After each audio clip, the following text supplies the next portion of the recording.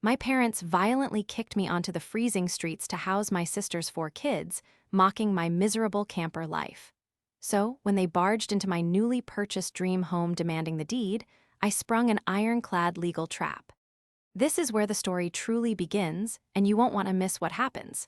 Make sure you're subscribed to see it through to the end. We're always curious. Where in the world are you all watching from today? Let us know in the comments. The memory of that night still burns in my chest, a cold and suffocating weight that no amount of time or money has ever truly erased. 2 years ago, I was 27 years old, and my body was failing me. A severe respiratory infection had taken root in my lungs, leaving me bedridden with a fever that hovered dangerously close to 103 degrees. Every breath felt like inhaling shards of broken glass, and simply lifting my head from the pillow sent the room spinning into a blur of dizzying gray. I was living in my childhood bedroom, contributing a significant portion of my junior software engineering salary to my parents, Wesley and Linda, just to help keep their heads above water. I had believed, in my naive and feverish state, that family was a sanctuary. I was tragically mistaken. It was a Tuesday evening in late November, the kind of night where the rain falls in freezing, unrelenting sheets, lashing violently against the window panes. I was huddled under 3 blankets, shivering uncontrollably despite the sweat soaking through my pajamas, when my bedroom door was suddenly shoved open. It didn't open with the gentle hesitation of a concerned mother checking on her sick daughter. It hit the wall with a loud, aggressive thud. I weakly opened my crusty, swollen eyes. Standing in the doorway was Linda, my mother. She wasn't holding a thermometer, a glass of water, or a bowl of soup.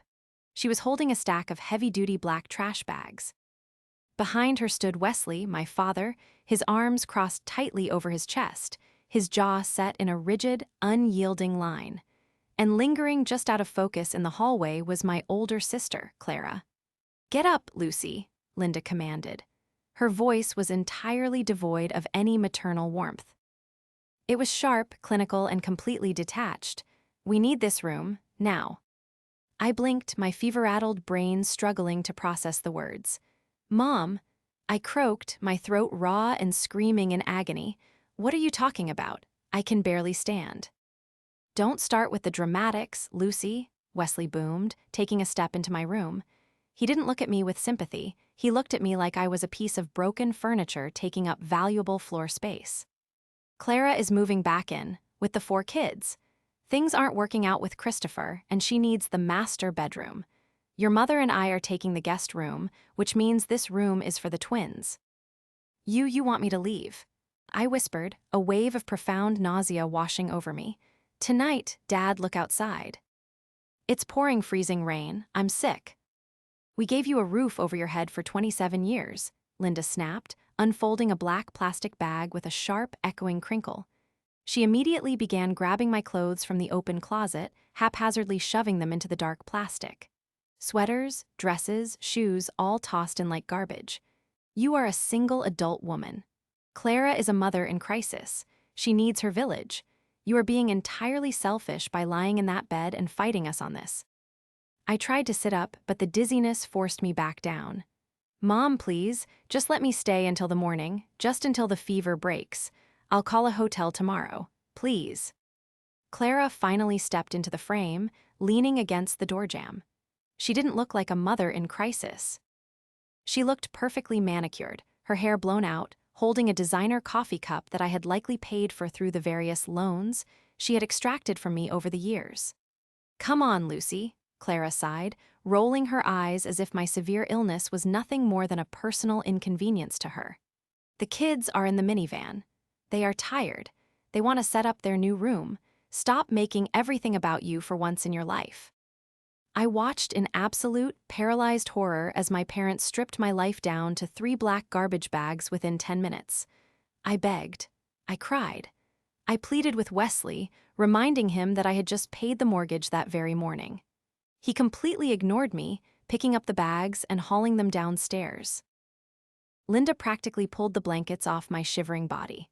I stumbled down the stairs in my pajamas and a heavy winter coat I had blindly grabbed, my legs trembling so violently I nearly fell twice. When I reached the front door, Wesley shoved my keys and my laptop bag into my chest. He opened the front door, letting the howling, freezing wind tear through the entryway. "You'll figure it out. You're smart," Wesley said, his voice flat. He physically pushed me out onto the wet concrete of the porch. I lost my footing and fell hard onto my knees, the freezing rain immediately soaking through my thin pajama pants, sending a shocking jolt of icy pain straight to my bones. I turned around, gasping for air, reaching out toward the door. The betrayal was worse than the diagnosis itself, for the cold of the storm outside was nothing compared to the ice in my mother's eyes as she locked the door. The immediate aftermath was a blur of pure survival instinct and devastating physical agony. I spent that first night sleeping in the driver's seat of my rusted 10-year-old sedan, parked under the harsh fluorescent lights of a 24-hour supercenter. My fever raged, causing terrifying hallucinations in the cramped, freezing car. I woke up the next morning coughing up dark phlegm, utterly alone, with nothing but a few garbage bags of clothes and my work laptop. I had about $3,000 to my name in a checking account, the rest of my recent paychecks having gone directly into Wesley and Linda's bank accounts to cover their supposedly past due property taxes. Desperation drove me to the absolute bottom of the local classifieds. I couldn't qualify for an apartment lease quickly enough without a massive deposit, and hotels would drain my meager funds within a week. That was how I found the camper. It was a 1998 travel trailer sitting in a muddy lot on the outskirts of town, advertised for exactly $1,000 cash. The moment I stepped inside, the smell of damp rot, old tires, and stale cigarette smoke hit me like a physical blow. The linoleum floor was curling at the edges, the tiny propane heater was severely rusted, and the roof had a visible sag in the center. But it had a locking door, a tiny desk, and a place to lay a mattress. I handed over the cash, towed it to a cheap RV park with a shaky Wi-Fi connection, and collapsed onto the thin, mildew-scented cushions. For the next 6 months, that $1,000 camper was my entire universe. The winters were brutally, dangerously cold.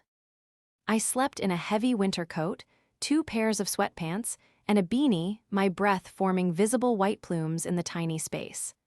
I rigged up heavy thermal curtains to block out the drafts and used a small space heater that constantly tripped the breaker. But I still had my remote job as a software engineer. Every single day, I sat at that cramped, wobbly dinette table, tethered to a mobile hotspot, writing code while wrapped in blankets. I didn't go out. I didn't buy new clothes. I ate cheap canned soup and rice. I saved every single penny with a terrifying, singular obsession. My family, however, couldn't simply let me vanish into my misery. They needed to ensure I knew my place in their hierarchy. It happened on a bitterly cold Saturday in February. I was outside trying to patch a slow leak in the camper's roof with some heavy-duty tape when a large, pristine white SUV pulled into the gravel lot of the RV park. I froze, my hands numb with cold. It was Clara's SUV, the very same SUV I had co-signed on 3 years prior because her credit was utterly ruined. The window rolled down and Clara leaned out, wearing an expensive faux fur coat. In the back seat, I could see 2 of her children pressing their faces against the glass, pointing their small fingers at me. "Wow," Clara called out, her voice dripping with venomous amusement. Her eyes raked over the muddy lot, the rusted exterior of my tiny home, and finally settled on my pale, exhausted face. "Mom said you hit rock bottom, but I didn't think you were literally living in a tin can in a swamp." "Nice mansion, Lucy." I stood there, holding the roll of duct tape, my teeth practically chattering. "What do you want, Clara?" I asked, my voice barely above a whisper. "Just wanted to see it for myself," she laughed, a high, piercing sound that cut through the winter air. "Mom and Dad are throwing a huge dinner party tonight to celebrate the kids getting settled in their new bedrooms. We thought about inviting you, but, well, you don't really have anything nice to wear, do you? And you probably smell like a wet dog." She didn't come to check on my health. She didn't come to see if I had food. She drove 45 minutes out of her way solely to bring an audience to humiliate me. "You have the master bedroom, Clara," I said, my voice steadying, refusing to give her the satisfaction of my tears. "You have what you wanted. Why are you here?" "To remind you of reality," she sneered, her smile fading into an ugly grimace. "You were always so high and mighty with your tech job and your money. Look at you now, a complete loser living in a trash heap. Don't ever think you're better than us." She rolled up the window without another word and sped off, kicking up freezing mud onto my boots. I watched her taillights disappear down the highway, feeling a profound, terrifying emptiness settle into my chest. I turned back to my rusted, freezing tin can. I walked inside, locked the flimsy door, and sat down at my laptop. I opened my banking application and looked at the rapidly growing savings account I had been fiercely guarding. I was pulling down a massive six-figure salary, and with essentially zero living expenses, my wealth was compounding in total secrecy. They thought they had broken me. They thought I was destitute, pathetic, and defeated. But as Clara laughed and drove away, leaving me shivering in a tin can, she had forgotten one crucial thing. I was the one who had funded their lavish lifestyles for years, and now all of that financial power belonged solely to me. To truly understand the depth of their betrayal, you have to understand the decades of sacrifice I had poured into that family. I wasn't just the youngest daughter. I was the designated financial lifeboat. When Clara decided she wanted a lavish wedding to Christopher, a freelance mechanic with a history of terrible financial decisions, it was my college fund that Wesley and Linda drained to pay for the catering and the venue. When Christopher's business went under, it was my first major tech bonus that kept their house out of foreclosure. I spent my early 20s denying myself vacations, dates, and simple luxuries, conditioned by my parents to believe that Clara's needs, and by extension the needs of her rapidly growing family, always superseded my own. Clara was a master manipulator, a woman who wore her victimhood like a designer accessory. She had cultivated a polished, perfect aesthetic, expensive salon hair, flawless makeup, and a wardrobe of high-end brands that completely contradicted her status as a perpetually broke stay-at-home mother. She had an uncanny ability to walk into a room and instantly assess the financial utility of everyone in it. If you couldn't offer her money, free babysitting, or a place to live, she discarded you. My parents enabled this behavior entirely, viewing Clara as fragile and me as an endless, unbreakable resource. Which brings us to the present day. 2 years had passed since the night in the freezing rain. 2 years of grueling, silent work in that $1,000 camper. 6 months ago, I finally sold the rusted tin can to a scrapyard and executed the master plan I had been meticulously building. Through a massive accumulation of stock options, relentless saving, and several lucrative promotions, I had purchased a stunning, sprawling 4-bedroom house on 3 acres of private woodland. It was modern, bathed in natural light, with floor-to-ceiling windows, a state-of-the-art kitchen, and a massive wraparound deck. It was a fortress of peace. It was my sanctuary. I never told my family. I had blocked their numbers and cut all contact the day I left the RV park. I was finally happy, healthy, and safe, until Tuesday afternoon. I was sitting in my expansive home office, sipping herbal tea and reviewing some code on my ultra-wide monitors when the chime of my high-end security gate rang through the house. I frowned. I wasn't expecting any deliveries. I pulled up the live feed on my tablet. My blood ran completely cold, the heavy mug slipping from my fingers and shattering on the hardwood floor. Sitting at my private security gate, repeatedly pressing the call button with aggressive impatience, was Clara's pristine white SUV. Behind her, parked carelessly on the edge of the road, was Wesley's truck. Panic seized my throat.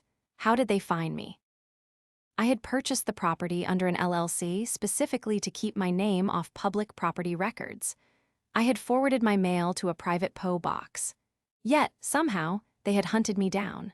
Before I could even process the breach in my security, the gate, which I had left open slightly for the landscaping crew earlier, began to slowly retract. They had pushed the manual override on the outer keypad. I stood up, my heart hammering violently against my ribs as I watched the vehicles barrel up my long, winding driveway. They parked haphazardly on the immaculate cobblestone driveway. I watched through the front window as doors slammed open. Wesley stepped out first, looking older but just as arrogant. Linda followed, carrying a large tote bag. Finally, Clara emerged. She stood there for a long moment, staring up at the stunning architecture of my home. Even from 50 feet away, I could see the immediate calculation in her eyes. She wasn't looking at my home with pride for her sister. She was assessing the square footage, the expensive landscaping, and the sheer value of the asset. She looked like a predator who had just stumbled upon a feast. The heavy, custom-made oak front door shuddered violently as fists began pounding against the wood. "Lucy, open this door right now." Wesley's voice bellowed, loud and demanding, shattering the peace I had fought so hard to build. I took a deep, shuddering breath, forcing the terror down, and unlocked the deadbolt. I pulled the heavy oak door open. Clara immediately pushed past me without a word of greeting, bringing the scent of heavy perfume into my pristine entryway. She didn't hug me. She didn't apologize for 2 years ago. She simply spun around in the foyer, gazing at the vaulted ceilings and the sweeping staircase. "Wow," Clara breathed, her eyes wide with undisguised greed. She turned back to me, a sickeningly sweet, entirely fake smile stretching across her face. "Mom said you had crawled out of that embarrassing little trailer, but I had no idea. This is absolutely perfect, Lucy. The twins can take the bedrooms upstairs, and the baby's nursery can go down the hall. We're moving in on Friday." For a long, suffocating moment, the only sound in the grand foyer was the rhythmic ticking of the antique grandfather clock in the hallway. I simply stared at Clara, my brain struggling to comprehend the sheer, unadulterated audacity of her statement. She was completely serious. She was looking around my home, pointing out where she intended to place her furniture, as if I were merely a real estate agent giving her a tour of a property she had already purchased. "Moving in," I repeated, my voice dangerously soft, barely more than a whisper. The terror that had gripped me moments ago instantly evaporated, replaced by a cold, crystalline anger that sharpened my senses to a razor's edge. Wesley crossed his arms, stepping further onto my imported rugs with his muddy boots. "Don't take that tone, Lucy," he reprimanded, using the exact same authoritative voice he used when I was 12. "Your sister is in a tight spot.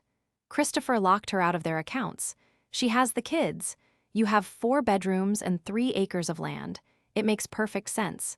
We are a family, and family helps each other." "Family?" I asked, taking a deliberate step forward. I didn't shrink away this time. I was no longer the fever-ridden, terrified girl shivering in a damp hallway. I was standing in a fortress built entirely by my own blood, sweat, and sleepless nights. Family threw me into the freezing rain when I was violently ill. Family left me to rot in a rusted, mold-infested camper for 2 freezing winters while you threw lavish dinner parties. You are not my family. You are trespassers." Linda gasped, clutching her designer tote bag to her chest in mock horror. "Lucy, how can you be so cruel and vindictive? We gave you a roof over your head for years. We raised you. You owe us this. You owe your sister." "I owe you absolutely nothing," I stated, my voice echoing off the high ceilings. I turned to Clara, who was now glaring at me, her mask of sweet entitlement slipping to reveal the venom underneath. "But you all made a critical error by coming here today. You see, I anticipated that one day your insatiable greed would lead you to my door, and I prepared for it." I gestured to the sleek, black dome of a high-definition camera mounted directly above the chandelier, its red recording light blinking steadily. "Every inch of this property, inside and out, is equipped with military-grade surveillance," I explained, my tone calm and analytical. "Audio and video. Furthermore, my name is not on the deed to this property. It is owned by an LLC, which is protected by an ironclad, irrevocable trust managed by one of the most aggressive property law firms in the state. I don't technically own this house on paper, which means even if you tried to sue me for family support, you would hit a brick wall of corporate litigation. You cannot touch this house. You cannot touch me." Clara's jaw dropped, her eyes darting toward the camera and then back to me.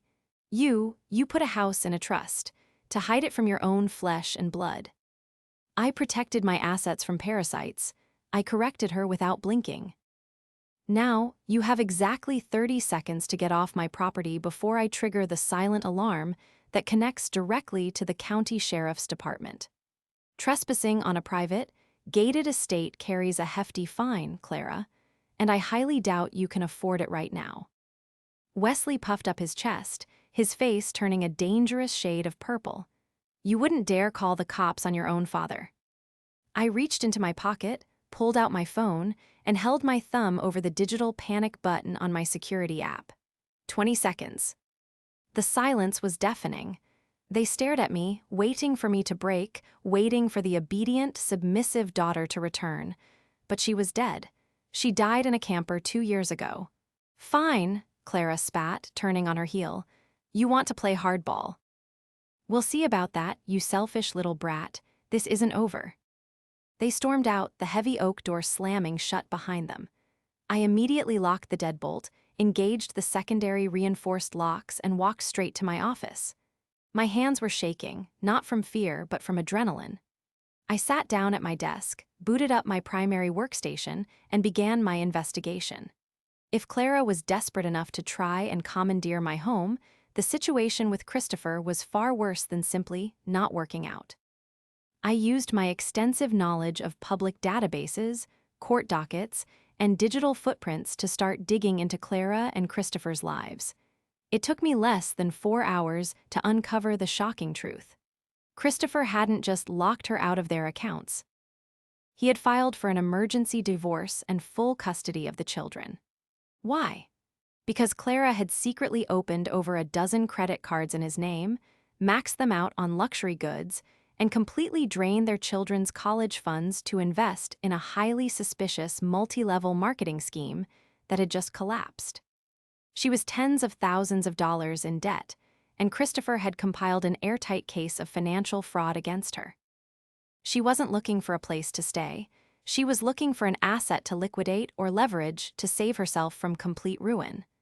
They returned the very next morning, exactly as I had predicted. I was monitoring the perimeter cameras while drinking my morning coffee when the alerts started chiming. This time, Clara and Linda had arrived in a rented moving truck. They literally parked it directly against my front gate, blocking the entrance completely.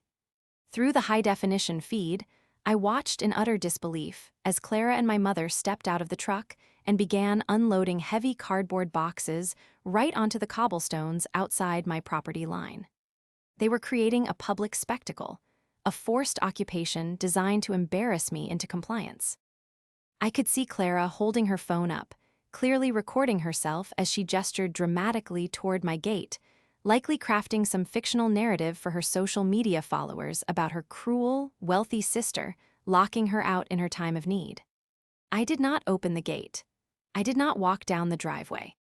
I simply pressed the intercom button on my tablet, projecting my voice loudly through the heavy-duty speakers mounted on the stone pillars of the entrance. "You are blocking a private road," my voice boomed, echoing through the quiet, wooded neighborhood. "Move the vehicle immediately." Linda jumped, dropping a box of kitchen supplies onto the ground. Clara, however, marched directly up to the intercom speaker, her face twisted in a mask of furious entitlement. "Open the gate, Lucy," Clara screamed, completely dropping the sweet sister act. "You are not going to humiliate me. We are moving in. I have nowhere else to go, and you are living in a mansion by yourself. It's completely unnatural. Mom and Dad agree that this house should be family property." "Your housing crisis is not my responsibility," I replied evenly, my voice devoid of any emotion. I was perfectly safe behind my walls, watching her unravel on a high-definition screen. "But since you want to broadcast your situation, let's talk about the real reason you are standing in my driveway. Let's talk about Christopher." Clara froze, the frantic, aggressive energy suddenly drained from her posture. She looked around nervously, her eyes wide. What about him?" "I know everything, Clara," I stated, making sure my voice carried clearly over the intercom so Linda could hear every single word. "I know about the emergency divorce filings in the county court. I know about the $75,000 in secret credit card debt you accrued in his name. I know that you drained your own children's college funds to buy into a fraudulent pyramid scheme. You aren't just looking for a bedroom. You are running from the massive legal and financial consequences of your own deceit. Shut up, Clara shrieked, her voice cracking with pure panic. She slammed her hands against the stone pillar. You don't know anything, you're making that up. Mom, don't listen to her, she's lying. Linda looked deeply confused, staring at Clara with a sudden, dawning horror. Clara, what is she talking about? You said Christopher just had a midlife crisis. She's lying to you, Mom, I continued, pressing my advantage. She is facing potential fraud charges, and she thought she could bully me into signing over this house so she could use it as collateral for her debts. She is trying to steal my home to pay for her crimes. Clara's face turned violently red. The polished, perfect facade completely shattered, revealing the desperate, cornered antagonist underneath. She pointed a trembling finger at the camera. I will destroy you, Lucy. I will go to a lawyer. I'll tell them you are mentally unstable and incapable of managing your assets. I have power of attorney over Mom and Dad, and I will have them testify that you owe us every penny of this property. You are nothing without this family. It was a poorly executed, pathetic threat, a bluff born of pure desperation. You have no legal standing, no money, and no credibility, I countered calmly. And I have you entirely on camera threatening to file false legal claims against me to steal my property. I am sending this footage to my lawyer immediately. If you do not move that truck in the next 60 seconds, the police will be called, and I will press charges for harassment and trespassing. Clara let out a primal scream of frustration, a sound so ugly and raw it made my skin crawl. She grabbed Linda by the arm, dragging her towards the rented truck. They practically threw the boxes back into the back, the doors slamming with echoing finality. As they sped away, leaving black tire marks on the asphalt, I knew the battle was far from over. Clara was wounded, which meant she was about to become incredibly dangerous. The following 48 hours were a masterclass in psychological warfare. Clara, utterly desperate to regain control of the narrative, escalated her tactics. The very next afternoon, 2 police cruisers arrived at my front gate, lights flashing. I walked down the driveway to meet them, keeping the gate closed between us. The lead officer informed me that they had received a frantic call from my sister requesting an emergency wellness check. Clara had explicitly told dispatch that I was severely mentally ill, off my medication, and was holding myself hostage in a house that she legally co-owned. I didn't panic. I didn't raise my voice. I simply handed the officer my business card, the contact information for my corporate lawyer, and the LLC documents proving my sole, impenetrable ownership of the property. Then, I pulled up the security footage from the intercom confrontation the day before, showing Clara screaming and making false threats. The officer's expressions quickly shifted from concerned to deeply irritated. They realized instantly that they were being used as pawns in a petty, vindictive family dispute. They apologized for the intrusion, documented the false report, and assured me they would be paying a very stern visit to Clara to warn her about misusing emergency services. But my investigation hadn't stopped with Christopher. As I watched the police cruisers leave, I dug deeper into my family's financial records. If Clara was desperate enough to steal from her husband, I knew she wouldn't hesitate to exploit the people who had blindly enabled her for decades. It took hours of combing through online property tax records and publicly filed mortgage liens, but I finally found the smoking gun. It was a document so shocking that it made me physically sick to my stomach. Clara hadn't just taken out credit cards. 6 months ago, using the very power of attorney she had bragged about during her screaming match at my gate, she had taken out a massive, high-interest second mortgage on Wesley and Linda's house. She had forged their signatures as primary beneficiaries, funneling the cash directly into her failing investments. My parents were completely oblivious, and the balloon payments were scheduled to start next month. If they didn't pay, they would lose their home entirely. The manipulated loved ones were about to become the primary victims. I picked up my phone and dialed Wesley's number. It was the first time I had called him in 2 years. He answered on the third ring, his voice dripping with condescension. "Finally decided to stop throwing a tantrum, Lucy," he grumbled, "ready to apologize to your sister and act like a grown adult." "Dad," I said, my voice completely devoid of anger, filled only with a chilling seriousness. "You and Mom need to come to my house right now. Just the two of you. Do not tell Clara you are coming. If you bring her, I will not open the gate. I am not playing these games with you." "This is not a game, Dad," I interrupted, my tone slicing through his bluster. "I have documents from the county clerk's office regarding the deed to your house.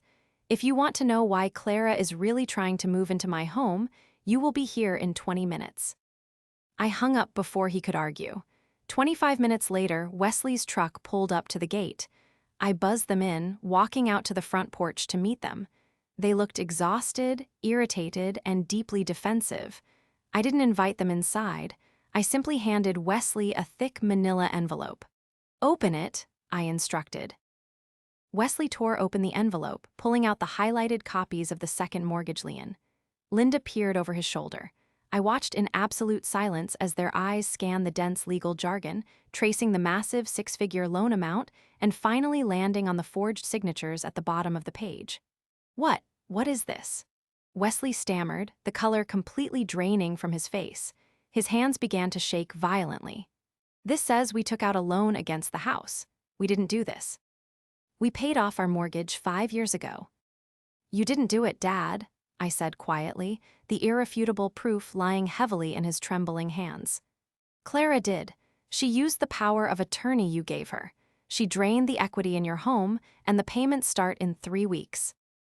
If you don't pay, the bank will foreclose. She didn't come here because she needs space. She came here because she ruined her family, and now she's ruined you, and she was hoping to steal my home before the absolute truth finally caught up with her." Linda let out a suffocated sob, collapsing against Wesley's shoulder. The impenetrable spell of the golden child had finally, irreversibly broken. The climax of this agonizing saga did not happen in the sterile environment of a courtroom or the quiet solitude of my driveway. It happened exactly where Clara felt she held the most power, in front of an audience. Still entirely unaware that Wesley and Linda had seen the forged mortgage documents, Clara orchestrated what she called an emergency family unity dinner at a highly exclusive, upscale Italian restaurant downtown. She had invited our extended family, aunts, uncles, and several cousins who had historically bought into her flawless victim narrative. Her goal was incredibly transparent. She intended to use the pressure of a public setting and the judgment of our extended relatives to corner me into signing away my home or offering a massive financial settlement to save her from her impending divorce. She had no idea she was walking directly into a trap that her own parents had helped me set. When I arrived at the restaurant, the private dining room was already buzzing with the low, tense murmurs of my extended family. The long mahogany table was set with pristine white tablecloths, sparkling crystal water glasses, and heavy silverware. Clara sat at the very head of the table, wearing a completely unearned expression of sorrowful martyrdom, dabbing at her dry eyes with a linen napkin. Wesley and Linda sat quietly to her right, their faces pale, their eyes fixed firmly on their empty plates. As I walked into the room, the conversation immediately died. The silence was heavy, suffocating, and dripping with collective judgment. My Aunt Patricia, a woman who had always favored Clara, glared at me over the rim of her wine glass. "I'm so glad you decided to show up, Lucy," Clara announced, her voice trembling with perfectly rehearsed emotion. She stood up, commanding the attention of the entire room. "We are all here today because family is the most important thing in the world. As you all know, I am going through a terrible, unforeseen hardship. Christopher has abandoned us. My children are suffering. And yet, my own sister, who lives alone in a massive, empty estate, has slammed her gates in my face and refused to offer even the smallest ounce of grace." A collective murmur of disapproval rippled through the aunts and uncles. I did not flinch. I did not raise my voice. I walked calmly to the opposite end of the long table, carrying a sleek, leather-bound portfolio. I placed it on the mahogany surface and unzipped it with a loud, deliberate sound that cut through the tension.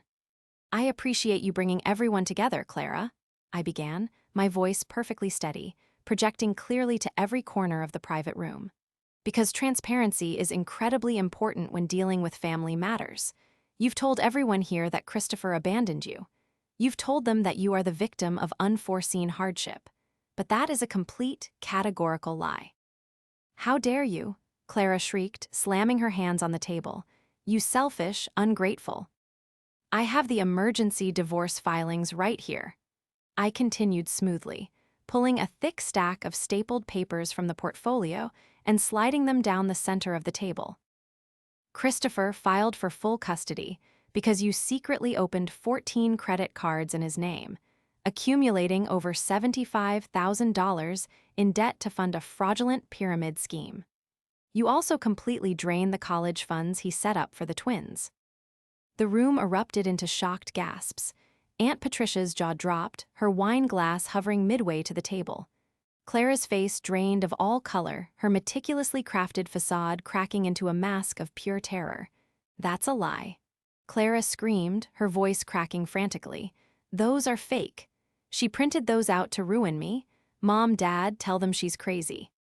She looked desperately at Wesley and Linda, expecting them to rush to her defense, to enable her just as they had done for 33 years. But they didn't move. "And while we are discussing financial fraud," I stated, pulling out a second, brightly highlighted document, "let's talk about the real reason you are so desperately trying to steal my home. Because your money is completely gone and your crimes are catching up to you." I held up the second mortgage lien, making sure the forged signatures were visible. 6 months ago, Clara used the power of attorney she manipulated our parents into signing to secretly take out a massive second mortgage on their house, I revealed, the words dropping like anvils onto the silent room. "She forged their signatures. She stole the equity they worked their entire lives to build, and she dumped it all into a failed investment. The balloon payments start next month. If she had succeeded in stealing my house, she would have let our parents' home go into foreclosure without a second thought." "Clara," Aunt Patricia whispered, staring at my sister with absolute horror, "is this true?" Clara looked around the room, realizing in real time that every single exit was blocked by the irrefutable truth. She tried to speak, but only a pathetic, suffocated squeak escaped her lips. Then, Wesley stood up. He didn't look like the angry, arrogant man who had thrown me into the freezing rain 2 years ago. He looked like a father whose heart had been entirely shattered. He reached into his suit jacket and pulled out a notarized legal document. "It is entirely true," Wesley said, his voice thick with devastating sorrow and a newfound, righteous anger. He looked directly at Clara, his eyes blazing. "You stole from your husband, you stole from your children, and you stole the roof right from over our heads. We gave you everything, and you nearly destroyed us." Wesley threw the document onto the table in front of Clara. "This is the immediate revocation of your power of attorney," Wesley announced, his voice booming with absolute authority, reclaiming his role as the protector of the family. But this time, he was protecting himself and me. "I spent the morning at the bank and the police station. We have filed formal fraud and forgery charges against you. You are to leave this restaurant right now, Clara. Do not ever come to our house again. Do not ever speak to your sister again. You are entirely on your own." The silence that followed was absolute. Clara looked at the papers, then at the disgusted faces of her extended family, and finally at me.